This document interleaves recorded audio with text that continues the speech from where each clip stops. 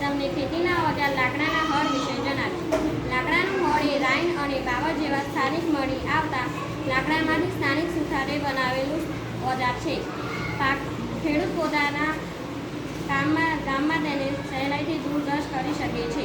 પાકને વાવતા પહેલાં સૌપ્રથમ જમીનની પ્રાથમિક તૈયારી માટે હળથી ખેતર ખેડવામાં આવે છે.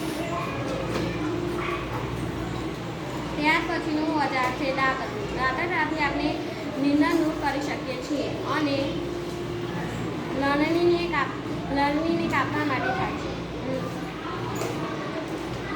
ત્યાર પછીનું ઓજાર છે પંજેઠી. પંજેઠીથી આપણે જમીન સરખી કરી શકીએ છીએ.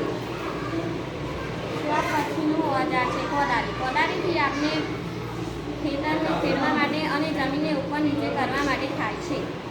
ત્યાર પછીનું ઓજાર છે પાવડો. પાવડાથી આપણે જમીનના પાકને સિંચાઈ કરી શકીએ છીએ અને પાવડાનો બીજો ઉપયોગ છે જમીનને ઉપર નીચે કરવા માટે પણ થાય છે. અને ત્યારબાદ કુંડા બનાવવા માટે પણ પાવડાનો ઉપયોગ થાય છે. થ્રેસર. થ્રેસરનો ઉપયોગ ભૂંડામાંથી પાકને દૂર કરવા માટે થાય છે.